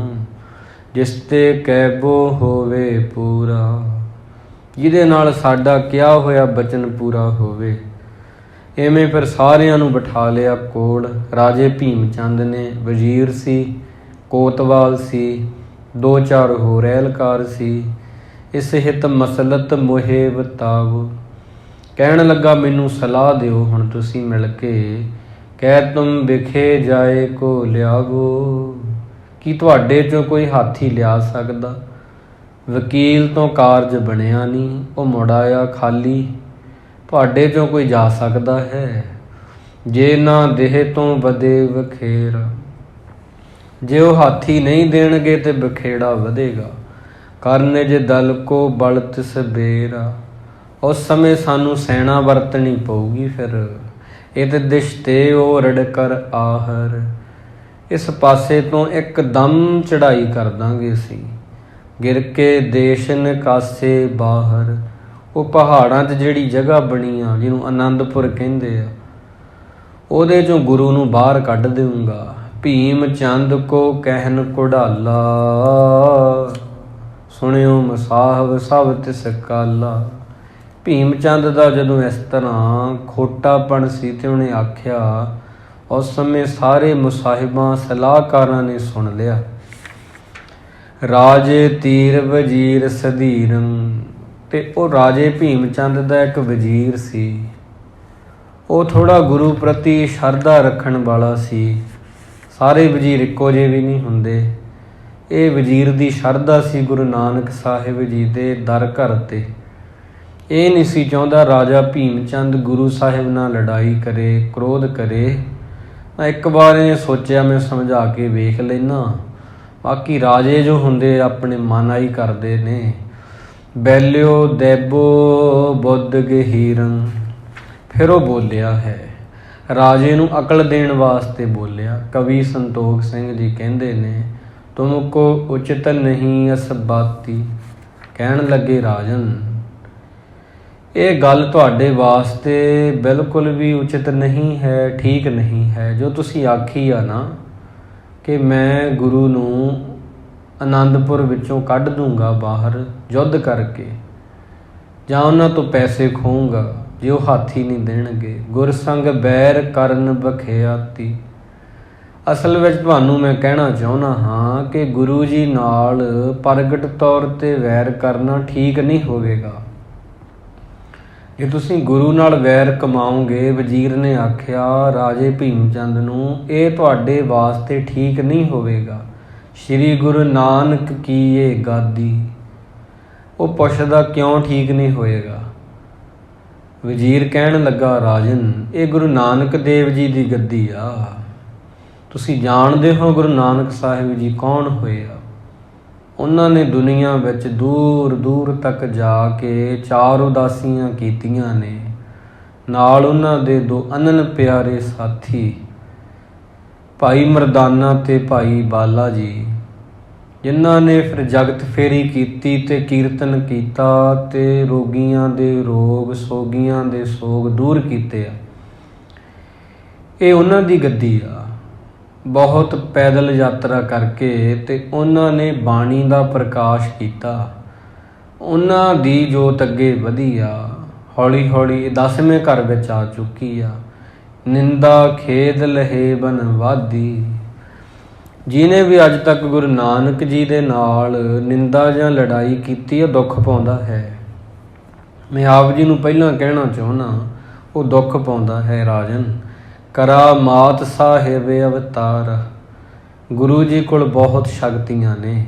ਜਿਹਨੇ ਆ ਗੈਨ ਮਰੀ ਜਗ ਸਾਰਾ, ਪਰ ਉਹ ਹੋਣ ਦੇ ਬਾਵਜੂਦ ਵਿਖਾਵਾ ਨਹੀਂ ਕਰਦੇ। ਜਿਨ੍ਹਾਂ ਦੇ ਅੱਗੇ ਸਾਰਾ ਜੱਗ ਨਿਆਉਂਦਾ, ਦਾਸ ਬਨੇ ਬਾਸ਼ਤ ਸਭ ਪਾਵੇ। ਜਿਨ੍ਹਾਂ ਦੇ ਦਾਸ ਬਣ ਕੇ ਸਾਰੇ ਇਸ ਤਰ੍ਹਾਂ ਮੂੰਹ ਮੰਗੀਆਂ ਮੁਰਾਦਾਂ ਪਾਉਂਦੇ ਨੇ, ਬਾਦ ਕਰੇ ਟਿਗ ਕੀ ਨਸਟਾਵੇ। ਜਿਹੜਾ ਝਗੜਾ ਕਰੇਗਾ ਤੇ ਉਹਦੀਆਂ ਜਿਹੜੀਆਂ ਵਸਤੂਆਂ ਪਾਸ ਹੁੰਦੀਆਂ, ਉਹ ਵੀ ਨਾਸ ਹੋ ਜਾਂਦੀਆਂ। ਗੁਰੂ ਜੀ ਦੇ ਨਾਲ ਇਸ ਤਰ੍ਹਾਂ ਬਾਬਰ ਨੇ ਕੈਦ ਕੀਤਾ ਗੁਰੂ ਨਾਨਕ ਜੀ ਨੂੰ, ਤੇ ਚੱਕੀਆਂ ਖੁਦ ਚੱਲੀਆਂ। ਬਾਬਰ ਦੇ ਜੇਲ੍ਹ ਖਾਨੇ ਪੀਸਣ ਨੂੰ ਮਿਲਦੇ ਦਾਣੇ, ਤੇ ਚੱਕੀਆਂ ਵਿੱਚੋਂ 7 ਕਰਤਾਰ ਦੀ ਆਵਾਜ਼ ਆਈ ਆ, ਤੇ ਬਾਬਰ ਚਰਨੀ ਪਿਆ ਗੁਰੂ ਨਾਨਕ ਜੀ ਦੇ, ਤੇ ਉਹਨਾਂ ਦਾ ਮਰੀਦ ਹੋ ਗਿਆ। ਬਾਬਰ ਦਾ ਰਾਜ ਉੱਜੜ ਜਾਣਾ ਸੀ, ਗੁਰੂ ਨਾਨਕ ਦੇ ਚਰਨਾਂ ਨਾਲ ਲੱਗਿਆ ਤੇ ਵਰ ਲਿਆ ਤੇ ਬਚਿਆ ਰਾਜ ਉਹਦਾ। ਇਸ ਕਰਕੇ ਤੇ ਜਿਹੜਾ ਵੀ ਗੁਰੂ ਨਾਨਕ ਸਾਹਿਬ ਦੇ ਵਿਰੁੱਧ ਚੱਲੇਗਾ, ਉਹਨਾਂ ਦੇ ਘਰ ਦੇ ਨਾਸ ਹੋ ਜਾਏਗਾ ਉਹਦਾ। ਕਹਾਂ ਬਾਤ ਕੁੰਚਰ ਕੀ ਹੈ। ਇਸ ਕਰਕੇ ਇਹ ਰਾਜਨ, ਹਾਥੀ ਦੀ ਕੀ ਗੱਲ ਆ? ਕੀ ਤੁਸੀਂ ਹਾਥੀ ਕਰ ਰਹੇ ਹੋ? ਤਿਸ ਬਿਨ ਅਟਕ ਕਾਜ ਕੋ ਰਹਿ। ਆਪਣੇ ਕੋਲ ਕਿੰਨੇ ਹਾਥੀ ਨੇ, ਕਿੰਨੇ ਘੋੜੇ ਨੇ, ਤੁਸੀਂ ਕਿਉਂ ਹਾਥੀ ਦੇ ਪਿੱਛੇ ਇਸ ਤਰ੍ਹਾਂ ਮਨ ਜਿਹੜਾ ਮੋਹਿਆ ਗਿਆ ਹੈ, ਉਹ ਤੋਂ ਬਗੈਰ ਆਪਣਾ ਕਿਹੜਾ ਕੰਮ ਰੁਕਿਆ ਹੋਇਆ ਹੈ। ਤੁਮ ਰਾਜੇ ਪਾਲੋ ਨਿਜ ਧਰਣੀ, ਤੁਸੀਂ ਰਾਜੇ ਹੋ, ਆਪਣੀ ਧਰਤੀ ਤੇ ਪਰਜਾ ਦੀ ਪਾਲਣਾ ਕਰੋ। ਇਹਨਾਂ ਹਾਥੀ ਘੋੜਿਆਂ ਵੱਲ ਧਿਆਨ ਨਾ ਦਿਓ। ਚਾਹੀਏ ਅਦਕ ਧੀਰ ਕੋ ਧਰਣੀ, ਤੁਹਾਨੂੰ ਬਹੁਤ ਧੀਰਜ ਧਾਰਨਾ ਚਾਹੀਦਾ, ਤੁਸੀਂ ਰਾਜੇ ਹੋ। ਰਾਜਨੀਤ ਕੇ ਬਰਤਨ ਵਾਰੇ, ਹੇ ਜਹਾਂ ਪਨਾਹ, ਰਾਜਨੀਤੀ ਦੀ ਵਰਤੋਂ ਕਰਨ ਵਾਲੇ ਹੋ। ਸਰਵ ਸ਼ਾਸਤਰਨ ਸੁਣੋ ਸਿਧਾਰੇ, ਸਾਰੇ ਸ਼ਾਸਤਰ ਚੰਗੀ ਤਰ੍ਹਾਂ ਸੁਣਦੇ ਹੋ। ਦਵੈਸ਼ ਕੇ ਸੰਦ ਕਰੇ ਕੈ ਸੰਗਾ, ਈਰਖਾ ਕਿਹਦੇ ਨਾਲ ਕਰੀਦੀ ਆ, ਮੇਲ ਕਿਹਦੇ ਨਾਲ ਰੱਖੀਦਾ ਹੁੰਦਾ ਹੈ। ਉਚਤਾ ਨੁਚਿਤ ਵਿਚਾਰੋ ਚੰਗਾ, ਇਹ ਤੁਸੀਂ ਮੈਥੋਂ ਵਧੀਆ ਜਾਣਦੇ ਹੋ ਰਾਜਨ। ਕਿਹਦੇ ਨਾਲ ਮੇਲ ਕਰੀਦਾ ਹੈ, ਕਿਹਦੇ ਨਾਲ ਵਿਰੋਧ ਕਰਨਾ ਹੁੰਦਾ, ਤੁਸੀਂ ਭਲੀ ਪ੍ਰਕਾਰ ਜਾਣਦੇ ਹੋ। ਗੁਰੂ ਨਾਲ ਵਿਰੋਧ ਕਰਨਾ ਚੰਗਾ ਨਹੀਂ ਹੋਵੇਗਾ। ਬਣੋ ਵਿਰੋਧੀ ਗੁਰ ਕੇ ਜਵੈ, ਜੇ ਤੁਸੀਂ ਇੱਕ ਹਾਥੀ ਪਿੱਛੇ ਗੁਰੂ ਨਾਲ ਵਿਗਾੜਨੀ ਚਾਹੁੰਦੇ ਹੋ, ਹਾਸਲ ਕਹਾਂ ਹੋਏ ਤੁਮ ਤਵੈ, ਤੁਹਾਨੂੰ ਕੀ ਹਾਸਲ ਹੋਵੇਗਾ, ਕੁਝ ਵੀ ਨਹੀਂ। ਨਾਹਕ ਪਾਵਹੁ ਗਰੇ ਲੜਾਈ, ਫਜ਼ੂਲ ਦੀ ਲੜਾਈ ਹੋਊਗੀ। ਕੋ ਜਾਣੈ ਕੈ ਸੁਹੂੰ ਬਨ ਜਾਈ, ਕੌਣ ਜਾਣਦਾ ਕਿ ਫਿਰ ਕੀ ਹੋਊਗਾ ਜੰਗ 'ਚ, ਕਿਹਦਾ ਨੁਕਸਾਨ ਜ਼ਿਆਦਾ ਹੋਵੇ। ਸਾਡਾ ਵੀ ਹੋ ਸਕਦਾ, ਜ਼ਰੂਰੀ ਨਹੀਂ ਕਿ ਗੁਰੂ ਦਾ ਹੀ ਹੋਵੇਗਾ। ਇਸ ਤਰ੍ਹਾਂ ਭੀਮ ਚੰਦ ਸੁਣ ਲਿਆ ਤੇ ਉਹ ਜਿਹੜਾ ਵਜ਼ੀਰ ਆ ਬੋਲ ਰਿਹਾ ਹੈ, ਉਹ ਕਹਿਣ ਲੱਗਾ ਜੀ ਹਜੇ ਹੋਰ ਸੁਣੋ। ਅਪਰ ਸੁਣੋ ਤੁਮ ਕਹੂੰ ਇੱਕ ਆਛੀ, ਮੈਂ ਇੱਕ ਹੋਰ ਤੁਹਾਨੂੰ ਚੰਗੀ ਗੱਲ ਕਹਿਣਾ ਹਾਂ। ਜੇ ਗੁਰ ਸੰਗ ਸੰਧ ਕੋ ਬਾਸ਼ੀ, ਜੇ ਤੁਸੀਂ ਗੁਰੂ ਨਾਲ ਮੇਲ ਬਣਾ ਕੇ ਰੱਖੋਗੇ, ਉਹਦਾ ਤੁਹਾਨੂੰ ਹੀ ਲਾਭ ਹੋਣਾ। ਆਏ ਗਿਰੇ ਸ਼ਰ ਜੇ ਮਹਿ ਪਾਲਾ, ਜਿਹੜਾ ਵੀ ਪਹਾੜੀ ਰਾਜਾ ਤੁਹਾਡੇ 'ਤੇ ਚੜ੍ਹਾਈ ਕਰਕੇ ਆਵੇਗਾ, ਤੁਮ ਪਰ ਸਕੇ ਨਾ ਬਲ ਕੋ ਘਾਲਾ, ਉਹ ਤੁਹਾਡੇ ਉੱਪਰ ਸ਼ਕਤੀ ਦੀ ਵਰਤੋਂ ਨਹੀਂ ਕਰ ਸਕੇਗਾ ਜੇ ਗੁਰੂ ਤੁਹਾਡੇ ਵੱਲ ਹੋਵੇਗਾ। ਕਲਗੀ ਧਰ ਕੋ ਰਹਿ ਦਬਾਊ, ਕਲਗੀ ਧਰ ਦਾ ਦਬਾਅ ਰਹੇਗਾ ਉਹਨਾਂ 'ਤੇ, ਰਾਜਿਆਂ 'ਤੇ, ਕਿ ਤੁਹਾਡੀ ਕਲਗੀ ਧਰ ਜੀ ਨਾਲ ਬਣਦੀ ਆ। ਇਸ ਤਰ੍ਹਾਂ ਜਾਣੋ ਜੀ, ਦੇਸ਼ ਨਾ ਘਾਲ ਸਕੈ ਕੋ ਪਾਊ, ਤੁਹਾਡੇ ਰਾਜ ਵਿੱਚ ਕੋਈ ਕਦਮ ਵੀ ਨਹੀਂ ਰੱਖ ਸਕਦਾ ਜੇ ਤੁਸੀਂ ਗੁਰੂ ਨਾਲ ਪ੍ਰੇਮ ਬਣਾ ਕੇ ਰੱਖੋਗੇ। ਚਿੱਤ ਮੈਂ ਕਰੋ ਵਿਚਾਰ ਵਿਸਾਲਾ, ਹੁਣ ਆਪਣੇ ਚਿੱਤ ਦੇ ਵਿੱਚ ਵਿਚਾਰ ਕਰ ਲਵੋ ਜੀ। ਰਾਜਨੀਤ ਕੀ ਹੈ ਜਿਮ ਚੱਲ, ਇਹ ਵੀ ਰਾਜਨੀਤੀ ਦੀ ਚਾਲ ਹੁੰਦੀ ਆ, ਕਿਸੇ ਨਾਲ ਸੰਧੀ ਕਰ ਲੈਣੀ, ਕਿਸੇ ਨੂੰ ਭਲੀ ਪ੍ਰਕਾਰ ਕੁਝ ਨਾ ਕਹਿਣਾ ਤੇ ਪ੍ਰੇਮ ਰੱਖਣਾ, ਇਹ ਵੀ ਇੱਕ ਰਾਜਨੀਤੀ ਆ ਕਿ ਉਹ ਸਾਡੇ ਰਾਜ 'ਤੇ ਹਮਲਾ ਨਾ ਕਰੇ। ਵੱਡ ਭਾਗਣ ਜਾਨੋ ਇਹ ਧਰਾ, ਇਹ ਧਰਤੀ ਵੱਡੇ ਭਾਗਾਂ ਵਾਲੀ ਆ। ਜਿਸ ਤੇ ਆਨ ਗੁਰੂ ਪਗ ਧਰਾ, ਇਹ ਗੁਰੂ ਸਾਹਿਬ ਨੇ ਇੱਥੇ ਚਰਨ ਪਾਏ ਆ। ਵਜ਼ੀਰ ਨੇ ਆਖਿਆ ਇਹ ਕਰਮਾਂ ਵਾਲੀ ਬਣ ਚੁੱਕੀ ਆ, ਹੁਣ ਚੱਲਿਓ ਆਏ ਜੇਠਾ ਜਗ ਚਾਲਾ। ਜਿੱਥੇ ਦੁਨੀਆ ਦੇ ਸਾਰੇ ਲੋਕ ਆ ਰਹੇ ਆ, ਮੱਥਾ ਟੇਕਦੇ ਆ ਉਹਨਾਂ ਨੂੰ, ਜੋ ਚਾਹਤ ਬਚ ਬੇਜਮ ਜਲ, ਜਿਹੜੇ ਵਿਕਾਰਾਂ ਤੋਂ ਬਚਣਾ ਚਾਹੁੰਦੇ ਆ ਉਹ ਗੁਰੂ ਪਾਤਸ਼ਾਹ ਜੀ ਨੂੰ ਆ ਕੇ ਮੱਥਾ ਟੇਕਦੇ ਆ। ਜੋ ਪੁਰ ਵਤਮਨ ਬਾਂਛਾ ਕਰੀ, ਜੋ ਮਨ ਦੀ ਇੱਛਾ ਪੂਰੀ ਕਰਦੇ ਆ, ਤਿਨ ਆਗੇ ਬਪਰਾ ਕਿਆ ਕਰੀ, ਉਹਨਾਂ ਦੇ ਅੱਗੇ ਵਿਚਾਰਾ ਹਾਥੀ ਕੀ ਕਰੇਗਾ। ਘਟ ਘਟ ਭੇਵ ਨ ਤਿਨ ਕੋ ਸ਼ਨ, ਹਰ ਇੱਕ ਦੇ ਦਿਲ ਦਾ ਭੇਦ ਉਹ ਜਾਣਦੇ ਆ। ਕਰਨ ਤੋਰ ਛਲ ਲੀਨ ਪਛਾਨ, ਕੁਝ ਵੀ ਉਹਨਾਂ ਤੋਂ ਲੁਕਿਆ ਛੁਪਿਆ ਨਹੀਂ ਆ। ਉਹਨਾਂ ਨੇ ਤੁਹਾਡੇ ਛਲ ਨੂੰ ਪਛਾਣ ਲਿਆ। ਤੁਸੀਂ ਇੱਥੋਂ ਵਕੀਲ ਭੇਜਿਆ, ਵਕੀਲ ਨੇ ਆਖਿਆ ਮੈਂ ਖੋਟ ਕਰਕੇ ਲੈ ਆਵਾਂਗਾ ਹਾਥੀ, ਉਹਨਾਂ ਦਿੱਤਾ ਨਹੀਂ। ਤੁਸੀਂ ਇਹ ਸਮਝੋ ਜਾਣ ਚੁੱਕੇ ਆ ਉਹ ਤੁਹਾਡੇ ਇਹ ਛਲਾਂ ਬਾਰੇ, ਇਹ ਚਤਰਾਈ ਬਾਰੇ, ਕਿ ਤੁਸੀਂ ਹਾਥੀ ਨਹੀਂ ਮੋੜਨਾ ਸੀ। ਉਹਨਾਂ ਨੂੰ ਪਤਾ ਹੈ ਸਗਲ ਰਿਦੇ ਹੋਏ ਸੇਵਕ ਜਾਚੇ, ਸਰਲ ਹਿਰਦਾ ਕਰਕੇ ਜੇ ਕੁਝ ਮੰਗੋਗੇ ਨਾ ਤੋ ਦੇ ਦੇਤ ਦੁਰਦ ਗੁਰ ਸਾਚੇ, ਕਿ ਤੁਸੀਂ ਸੱਚੇ ਦਿਲੋਂ ਹਾਥੀ ਮੰਗਦੇ ਕਿ ਵਰਤਦੇ ਤੇ ਮੋੜ ਦਿੰਦੇ, ਫਿਰ ਗੁਰੂ ਜੀ ਹਾਥੀ ਦੇ ਦਿੰਦੇ ਤੁਹਾਨੂੰ। ਜੇ ਤੁਮ ਮਾਨੋਗੇ ਮਤ ਮੋਰਾ। हे ਰਾਜਨ, ਜਹਾਂ ਆਪਣਾ ਤੁਸੀਂ ਮੇਰੀ ਮਤ ਨੂੰ ਮੰਨੋਗੇ ਨਾ ਤੇ ਕਰਨ ਕਵਟ ਤੇ ਲਿਹੋ ਮਨ ਮੋਰਾ। ਆਪਦੇ ਮਨ ਨੂੰ ਮੋੜ ਲਓ ਕਪਟ ਕਰਨ ਤੋਂ, ਗੁਰੂ ਨਾਲ ਇਸ ਤਰ੍ਹਾਂ ਨਾ ਕਰੋ। ਗਣ ਹੋਏ ਬ੍ਰਿੰਦ ਬਿਲੰਦ ਆਨੰਦਨ, ਉਹਨਾਂ ਵਿੱਚ ਬਹੁਤ ਗੁਣ ਪ੍ਰਗਟ ਹੋਣਗੇ ਜਿਵੇਂ ਜਿਵੇਂ ਵੱਡੇ ਹੋਣਗੇ। ਗਮਨੋ ਦਰਸ਼ੋ ਪੁਰੀ ਆਨੰਦਨ, ਤੁਸੀਂ ਵੀ ਪਹਾੜਾਂ ਵਿੱਚ ਰਹਿੰਦੇ ਹੋ, ਉਹ ਵੀ ਪਹਾੜਾਂ 'ਚ ਵੱਸਦੇ ਆ। ਆਨੰਦਪੁਰ ਨਗਰ ਦੇ ਦਰਸ਼ਨ ਕਰੋ ਜਾ ਕੇ। ਨੈ ਜੇ ਮਾਨੋ ਬੈਰ ਸੰਭਾਰੇ, ਭਾਰੇ ਅਵਗੁਣ ਪਰੇ ਵਿਗਾਰੇ। ਗੁਰੂ ਨਾਲ ਪ੍ਰੇਮ ਬਣਾਓ, ਦਿਲ ਵਿੱਚ ਖੋਟ ਰੱਖ ਕੇ ਕੋਈ ਚੀਜ਼ ਨਾ ਮੰਗੋ। ਦਿਲ ਨੂੰ ਸਾਫ਼ ਕਰੋ, ਸਾਫ਼ ਰੱਖੋ ਤੇ ਗੁਰੂ ਤੋਂ ਜੋ ਮੰਗੋਗੇ ਮਿਲੇਗਾ। ਜੇ ਗੁਰੂ ਨਾਲ ਇਸ ਤਰ੍ਹਾਂ ਚਲਾਕੀ ਵਰਤੋਂਗੇ ਵਿਗਾੜ ਹੋ ਜਾਏਗਾ, ਤੁਹਾਡਾ ਸਭ ਕੁਝ ਬਰਬਾਦ ਹੋ ਜਾਏਗਾ। ਸੇਵੋ ਲਿਹੋ ਪਦਾਰਥ ਚਾਰ, ਸੇਵਾ ਕਰੋ ਤੇ ਸੁੰਦਰ ਪਦਾਰਥ ਪ੍ਰਾਪਤ ਕਰੋ। ਚਾਰਾ ਚਲੇ ਨ ਅਜਮਤ ਵਾਰ, ਅਜਮਤ ਵਾਲਿਆਂ ਦੀ ਪੇਸ਼ ਨਹੀਂ ਜਾਂਦੀ ਹੁੰਦੀ ਉਹਨਾਂ ਦੇ ਨਾਲ। ਜਿਨ੍ਹਾਂ ਕੋਲ ਗੁਰੂ ਨਾਨਕ ਦੀ ਗੱਦੀ ਹੋਵੇ ਉਹਨਾਂ ਦੇ ਅੱਗੇ ਜ਼ੋਰ ਨਹੀਂ ਚੱਲ ਸਕਦਾ।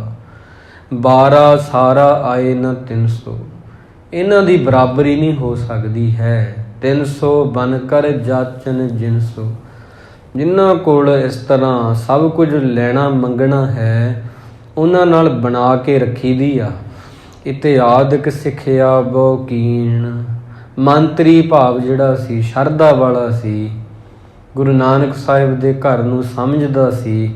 ਇਸ ਕਰਕੇ ਉਹਨੇ ਪਹਾੜੀ ਰਾਜੇ ਭੀਮ ਚੰਦ ਨੂੰ ਇਹ ਸਲਾਹ ਦਿੱਤੀ ਆ, ਦੀਨ ਬਣੋ ਜੇ ਸੁਮਤ ਪ੍ਰਵੀਨ। ਇਹ ਸ੍ਰੇਸ਼ਟ ਮਤ ਵਾਲੇ ਰਾਜਾ ਜੀ, ਆਪ ਜੀ ਬਹੁਤ ਸਿਆਣੇ ਹੋ, ਜੋ ਮੈਂ ਆਖਿਆ ਤੇ ਵਿਚਾਰ ਕਰੋ।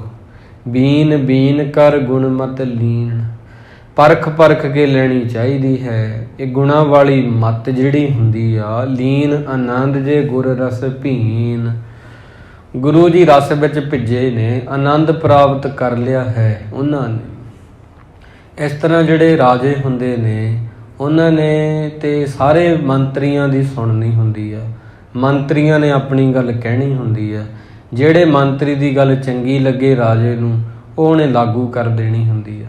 ਇਹ ਹੁਣ ਜਿਹੜਾ ਵਜ਼ੀਰ ਆ, ਮੰਤਰੀਆਂ ਨੇ ਗੁਰੂ ਨਾਨਕ ਜੀ ਨਾਲ, ਉਹਨਾਂ ਦੇ ਘਰ ਨਾਲ, ਗੁਰੂ ਸਾਹਿਬ ਨਾਲ ਪ੍ਰੇਮ ਬਣਾਉਣ ਲਈ ਆਖਿਆ ਕਲਗੀਧਰ ਜੀ ਨਾਲ ਕਿ ਤੁਸੀਂ ਇਸ ਤਰ੍ਹਾਂ ਨਾ ਕਰੋ, ਇੱਕ ਹਾਥੀ ਪਿੱਛੇ ਉਹਨਾਂ ਨਾਲ ਵਿਗਾੜ ਨਾ ਪਾਓ, ਗੁਰੂ ਜੀ ਨਾਲ ਬਣਾ ਕੇ ਰੱਖੋ, ਉਹ ਤੁਹਾਡੇ ਸਗੋਂ ਕੰਮ ਆਉਣਗੇ। ਇਸ ਤਰ੍ਹਾਂ ਵਜ਼ੀਰ ਨੇ ਚੰਗੀ ਨੇਕ ਸਲਾਹ ਦਿੱਤੀ ਆ। ਸ਼੍ਰੀ ਕਲਗੀਧਰ ਭੀਮ ਚੰਦ ਜੀ ਮਤ ਮੰਦ ਨਾ ਮਾਨੀ। ਗੁਰੂ ਜੀ ਬਾਰੇ ਜਦੋਂ ਵਜ਼ੀਰ ਨੇ ਆਖਿਆ ਤੇ ਮਾੜੀ ਮੱਤ ਵਾਲਾ ਸੀ ਰਾਜਾ ਭੀਮ ਚੰਦ, ਨਹੀਂ ਮੰਨਿਆ। ਮਾਨੀ ਮਹਿਦ ਰਾਜ ਪਦ ਮਾਨੀ, ਅਭਿਮਾਨੀ ਸੀ, ਹੰਕਾਰੀ ਸੀ। ਗੁਰੂ ਮਹਾਰਾਜ ਦਾ ਜਿਹੜਾ ਬਚਨ ਆ ਉਹ ਵੀ ਨਹੀਂ ਮੰਨਿਆ ਤੇ ਆਪਣੇ ਵਜ਼ੀਰ ਦੀ ਵੀ ਨਹੀਂ ਸੁਣੀ। ਪਾਣੀ ਬੂੰਦ ਚਿਕਨ ਕਟਸਾਨੀ, ਜਿਵੇਂ ਚਿਕਨਾਈ ਵਾਲੇ ਘੜੇ ਤੇ ਪਾਣੀ ਦੀ ਬੂੰਦ ਨਹੀਂ ਟਿਕ ਸਕਦੀ। ਚਿਕਨਾਈ ਵਾਲਾ ਕੋਈ ਬਰਤਨ ਹੋਵੇ ਉਹਦੇ ਤੇ ਪਾਣੀ ਨਹੀਂ ਖੜਦਾ ਹੁੰਦਾ, ਇਸ ਤਰ੍ਹਾਂ ਸਾਨੀ ਕਪਟ ਬੁੱਧ ਬਵਰਾਨੀ। ਕਪਟ ਸੀ ਤੇ ਇਹਦੇ ਅੰਦਰ ਕਿਸ ਤਰ੍ਹਾਂ ਇਹ ਜਿਹੜੀ ਬੁੱਧੀ ਆ ਕਮਲੀ ਹੋ ਗਈ ਸੀ, ਕਿਸ ਤਰ੍ਹਾਂ ਖੜ ਸਕਦੀ ਹੈ। ਸ਼੍ਰੀ ਕਲਗੀਧਰ ਜਿਸ ਮਨ ਫੇਰਾ, ਕਲਗੀਧਰ ਪਾਤਸ਼ਾਹ ਜੀ ਜਿਹੜੇ ਨੇ ਤੇ ਉਹਨਾਂ ਤੋਂ ਵੀ ਮਨ ਫੇਰ ਲਿਆ। ਇਹ ਰਾਜਾ ਭੀਮ ਚੰਦ ਸੀ, ਉਹਨਾਂ ਤੋਂ ਮੁੱਖ ਮੋੜ ਗਿਆ। ਫੇਰਾ ਫਿਰਿਓ ਨਾ ਗੁਰ ਕੇ ਨੇਰਾ, ਉਹ ਵਜ਼ੀਰ ਦੇ ਫੇਰਿਆਂ ਵੀ ਗੁਰੂ ਜੀ ਵੱਲ ਨਾ ਮੁੜਿਆ। ਵਜ਼ੀਰ ਨੇ ਕਿੰਨਾ ਸਮਝਾਇਆ ਸੀ ਪਰ ਨਾ, ਇੱਕ ਨਹੀਂ ਸੁਣੀ। ਚਾਹਤ ਉੱਤਰ ਦੇਤ ਵਜ਼ੀਰ, ਸ਼੍ਰੀ ਗੁਰੂ ਗੋਬਿੰਦ ਰਾਏ ਜੀ ਬਾਰੇ ਵਜ਼ੀਰ ਨੇ ਬੜਾ ਕੁਝ ਚੰਗਾ ਆਖਿਆ ਤੇ ਵਜ਼ੀਰ ਉਹਨੂੰ ਉੱਤਰ ਵੀ ਦੇਣਾ ਚਾਹੁੰਦਾ ਹੈ, ਪਰ ਜੀਰਨ ਬੈਸ ਜਾਨ ਬਿਨ ਧੀਰ। ਰਾਜਾ ਜਿਹੜਾ ਸੀ ਵਜ਼ੀਰ ਨੂੰ ਵੱਡੀ ਉਮਰ ਵਾਲਾ ਤੇ ਬੇਹੌਸਲਾ ਜਾਣ ਕੇ ਉੱਤਰ ਦੇਣਾ ਚਾਹੁੰਦਾ ਹੈ ਉਸਦੇ, ਪਰ ਗੁਰ ਸ਼ਰਧਾ ਤੇ ਮਹਿਤ ਕਚੇਰਾ। ਰਾਜਾ ਗੁਰੂ ਸ਼ਰਧਾ ਤੋਂ ਕੱਚਾ ਸੀ। ਵਜ਼ੀਰ ਨੇ ਜਾਣ ਲਿਆ ਕਿ ਬਿਲਕੁਲ ਇਹਦੇ ਅੰਦਰ ਸ਼ਰਧਾ ਨਹੀਂ ਹੈਗੀ, ਚੇਰਾ ਬਣਿਓ ਨਾ ਭਾਗ ਮੰਦੇਰਾ। ਮੰਦੇ ਭਾਗਾਂ ਵਾਲਾ ਹੈ ਤੇ ਗੁਰੂ ਜੀ ਦਾ ਸੇਵਕ ਨਹੀਂ ਬਣ ਸਕਦਾ।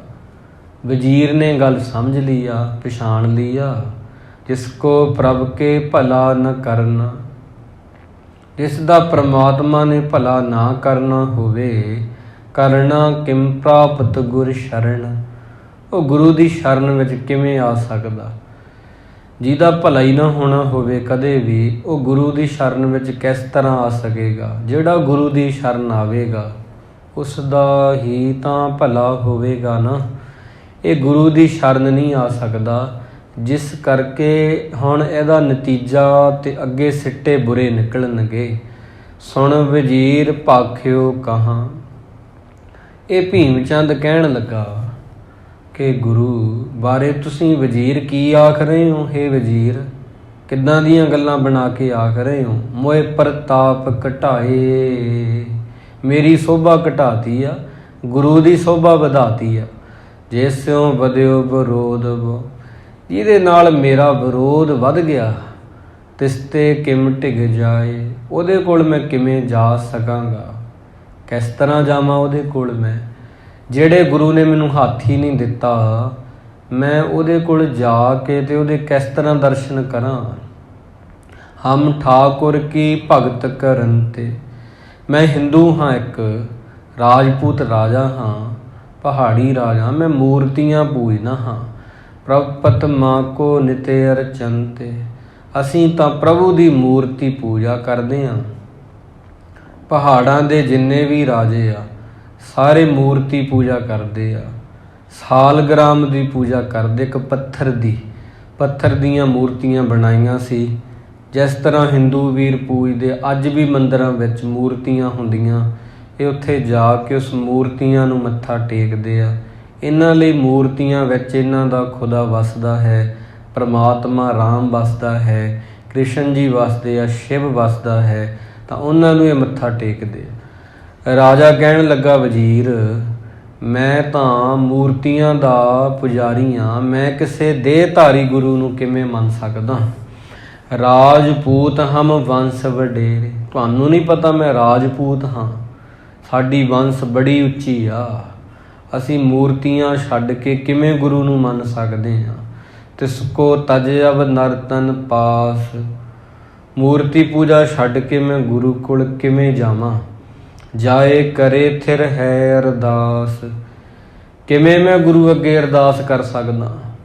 ਮੈਂ ਤਾਂ ਆਪਦੀਆਂ ਮੂਰਤੀਆਂ ਅੱਗੇ, ਆਪਦੇ ਪੱਥਰ ਜਿਹੜੇ ਸਾਲਗ੍ਰਾਮ ਜਿਹਨੂੰ ਕਹਿੰਦੇ ਆ, ਉਹਦੇ ਅੱਗੇ ਮੈਂ ਮੱਥਾ ਟੇਕਾਂਗਾ। ਗੁਰੂ ਨੂੰ ਮੈਂ ਕਿਉਂ ਮੱਥਾ ਟੇਕਾਂਗਾ?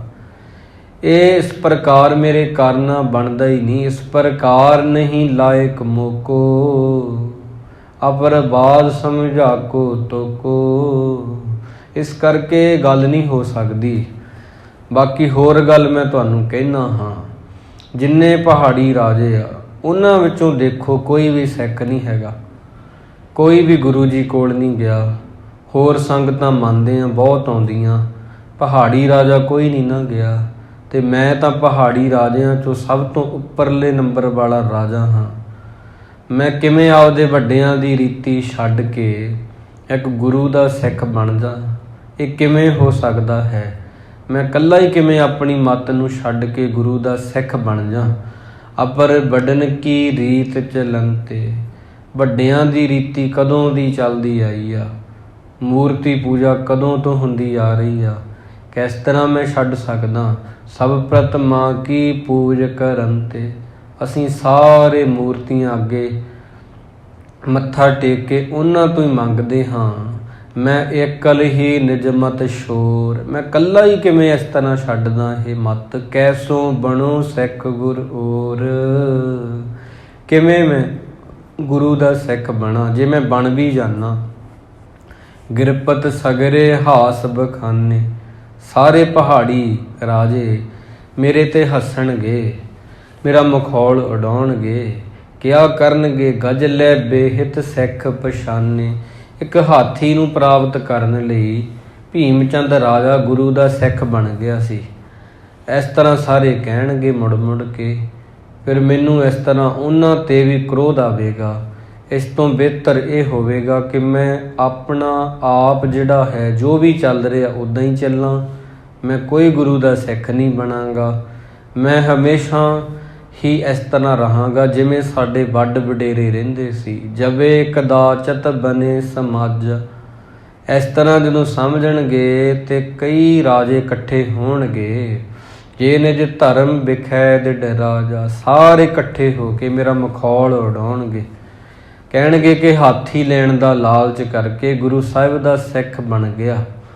ਮੈਨੂੰ ਤਰਕ ਨਾਲ ਇਵੇਂ ਕਹਿਣਗੇ। ਲੋਕ ਆਉਣ ਵਾਲੇ ਸਮੇਂ 'ਚ ਮੇਰੇ ਬਾਰੇ ਇਸ ਤਰ੍ਹਾਂ ਗੱਲਾਂ ਕਰਨਗੇ ਕਿ ਮੈਂ ਆਪਦੀ ਕੁੱਲ ਨੂੰ ਕਲੰਕਿਤ ਕਰਤਾ ਤੇ ਮੈਂ ਸਲਾਹ ਲੈ ਕੇ ਤੇਰੀ ਤੇ ਹੀਣਾ ਨਹੀਂ ਬਣਾਂਗਾ। ਵਜ਼ੀਰ ਨੂੰ ਆਖਿਆ ਤੇਰੀ ਸਲਾਹ ਮਾੜੀ ਆ। ਤੂੰ ਆਖਦਾ ਗੁਰੂ ਦਾ ਸਿੱਖ ਬਣ ਜਾ। ਤੂੰ ਕਹਿੰਦਾ ਹੈ ਗੁਰੂ ਨਾਲ ਪ੍ਰੇਮ ਬਣਾ ਲਾ। ਗੁਰੂ ਤੋਂ ਇਸ ਤਰ੍ਹਾਂ ਹਾਥੀ ਨਾ ਮੰਗ। ਤੇਰੀ ਸਲਾਹ ਮੈਨੂੰ ਚੰਗੀ ਨਹੀਂ ਲੱਗੀ। ਇਸ ਕਰਕੇ ਤੂੰ ਬੈਠ ਜਾ। ਅਗਲਾ ਜਿਹੜਾ ਵਜ਼ੀਰ ਆ ਉਹ ਹੁਣ ਸਲਾਹ ਦੇਵੇ। ਤਾਂ ਇਹਨੂੰ ਫਿਰ ਆਪਦੇ ਵਜ਼ੀਰ 'ਤੇ ਵੀ ਗੁੱਸਾ ਆਇਆ।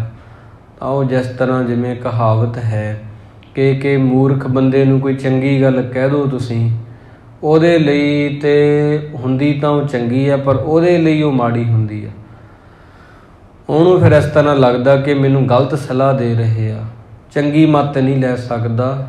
ਮੂਰਖ ਜਿਹੜਾ ਹੁੰਦਾ ਹੈ ਉਹਨੇ ਆਪਣੀ ਹੀ ਮੰਨਣੀ ਹੁੰਦੀ ਆ। 100 ਸਿਆਣੇ ਇੱਕੋ ਮੱਤ, ਮੂਰਖਾਂ ਆਪੋ ਆਪਣੀ ਕਹਾਵਤ ਆ। 100 ਸਿਆਣੇ ਬਿਠਾ ਲਓ, ਉਹਨਾਂ ਦੀ ਸਲਾਹ ਰਲ ਜੂਗੀ। ਇੱਕ ਦੂਜੇ ਨਾਲ ਮੰਨ ਜਾਣਗੇ, ਸਹਿਮਤ ਹੋ ਜਾਣਗੇ। ਮੂਰਖ 2 ਹੋਣਗੇ, ਉਹਨਾਂ ਨੇ ਕਹਿਣਾ ਮੈਂ ਸਿਆਣਾ, ਦੂਜੇ ਨੇ ਕਹਿਣਾ ਨਹੀਂ ਤੇਰੀ ਗੱਲ ਨਹੀਂ ਵਧੀਆ, ਮੇਰੀ ਵਧੀਆ।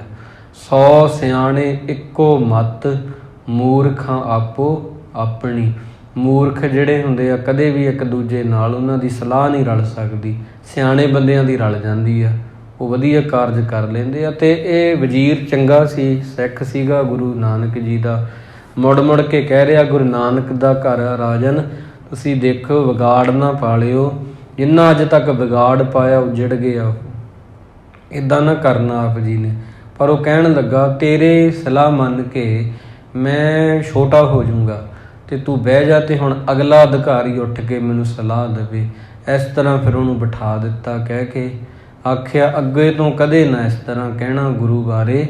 ਮੈਂ ਵੱਡਾ ਹਾਂ, ਮੈਂ ਵੱਡਾ ਹਾਂ, ਗੁਰੂ ਮੇਰੇ ਸਾਹਮਣੇ ਕੁਝ ਵੀ ਨਹੀਂ। ਇਸ ਤਰ੍ਹਾਂ ਉਹਦਾ ਹੰਕਾਰ ਜਿਹੜਾ ਸੀ ਅਸਮਾਨ ਨੂੰ ਛੂਹ ਰਿਹਾ ਹੈ। ਅੱਗੇ ਕੋਤਵਾਲ ਦਾ ਆਉਣਾ ਕਿਵੇਂ ਹੋਇਆ, ਗੁਰੂ ਮਹਾਰਾਜ ਸੱਚੇ ਪਾਤਸ਼ਾਹ ਜੀ ਦੇ ਬਾਰੇ, ਗੁਰੂ ਤੇਗ ਬਹਾਦਰ ਜੀ ਬਾਰੇ ਕਿਵੇਂ ਫਿਰ ਉਹਨਾਂ ਗੱਲਾਂ ਦੱਸੀਆਂ। ਗੁਰੂ ਤੇਗ ਬਹਾਦਰ ਜੀ ਬਾਰੇ ਕਿ ਉਹ ਕਿੰਨੇ ਪਹੁੰਚੇ ਹੋਏ ਸਨ। ਅੱਗੇ ਸਾਰੀ ਵਿਚਾਰ ਕੋਤਵਾਲ 'ਤੇ ਆਉਣ 'ਤੇ ਹੁੰਦੀ ਆ। ਜਿਵੇਂ ਗੁਰੂ ਅੱਗੇ ਬੁਲਾਵੇਗਾ ਤਿਵੇਂ ਗੁਰੂ ਕਿਰਪਾ ਦੁਆਰਾ ਸਾਂਝ ਪਾਈ ਜਾਵੇਗੀ। ਇੱਥੇ ਪ੍ਰਸੰਗ ਦੀ ਸਮਾਪਤੀ ਹੁੰਦੀ ਆ। ਸੋ ਸਿੱਖਿਆ ਹੀ ਮਿਲਦੀ ਆ। ਗੁਰੂ ਮਹਾਰਾਜ ਬਹੁਤ ਬੇਅੰਤ ਹੁੰਦੇ ਆ। ਅਸੀਂ ਕਦੇ ਹੰਕਾਰ ਵਿੱਚ ਆ ਕੇ ਇਹੋ ਜਿਹੀਆਂ ਗੱਲਾਂ ਨਾ ਕਹੀਏ ਕਿ ਰਾਜੇ ਭੀਮ ਚੰਦ ਵਾਂਗ ਗੁਰੂ ਵੱਲ ਸਾਡੀ ਪਿੱਠ ਹੋ ਜੇ। ਕਦੇ ਵੀ ਮੁੱਖ ਤੋਂ ਇਹੋ ਜਿਹਾ ਬਚਨ ਨਾ ਕਹੀਏ ਜਿਹਦੇ ਨਾਲ ਦੂਰੀ ਬਣ ਜੇ ਗੁਰੂ ਤੋਂ। ਹਮੇਸ਼ਾ ਪਿਆਰ ਮੁਹੱਬਤ ਵਾਲੀਆਂ ਗੱਲਾਂ ਜਿਹੜੀਆਂ ਹਨ ਹਮੇਸ਼ਾ ਇਹੀ ਕਰੀਏ। ਵੱਡਿਆਂ ਦਾ ਸਤਿਕਾਰ ਕਰੀਏ, ਛੋਟਿਆਂ ਨਾਲ ਪਿਆਰ ਕਰੀਏ ਅਤੇ ਬੰਦਗੀ ਕਰੀਏ ਜਿੰਨੀ ਹੋ ਸਕਦੀ ਆ। ਵਾਹਿਗੁਰੂ ਵਾਹਿਗੁਰੂ ਕਰੀਏ। ਇਹੀ ਜੀਵਨ ਦਾ ਲਾਹਾ ਹੈ। ਕਲਗੀਧਰ ਪਾਤਸ਼ਾਹ ਜੀ ਦੀ ਸ਼ਾਨ ਬੜੀ ਉੱਚੀ ਹੈ। ਉਹ ਵਜ਼ੀਰ ਜੀ ਨੇ ਚੰਗੀ ਮੱਤ ਦਿੱਤੀ ਸੀ ਰਾਜੇ ਨੂੰ। ਐਸੇ ਸਿਆਣੇ ਵਜ਼ੀਰ ਜਿਹੜੇ ਗੁਰਸਿੱਖ ਨੇ ਦਿਲ 'ਚ ਪ੍ਰੇਮ ਰੱਖਦੇ ਆ ਗੁਰੂ ਪ੍ਰਤੀ, ਅਤੇ ਇਹਨਾਂ ਦੀ ਸ਼ਾਨ ਬੜੀ ਨਿਰਾਲੀ ਹੈ। ਬੋਲਦੇ ਇੱਕ ਨਹੀਂ ਬਹੁਤ ਭੁੱਲਾਂ ਹੋ ਗਈਆਂ ਹਨ। ਗੁਰੂ ਦੀ ਸੰਗਤ ਤੇ ਸਤਿਗੁਰੂ ਜੀ ਬਖਸ਼ ਲੈਣ ਜੀ, ਬਖਸ਼ ਲੈਣ ਜੀ। ਆਓ ਅਖੀਰਲੀ ਪੰਕਤੀ ਪੜ੍ਹ ਕੇ ਫਤਿਹ ਬੁਲਾਈਏ। ਲਖੇ ਕਲੰਕਤ ਕੁਲੇਨ ਕੀਨਸ, ਤੁਮ ਮਤ ਲਿਹੋ ਬਨੇ ਨ ਹੀਨਸ।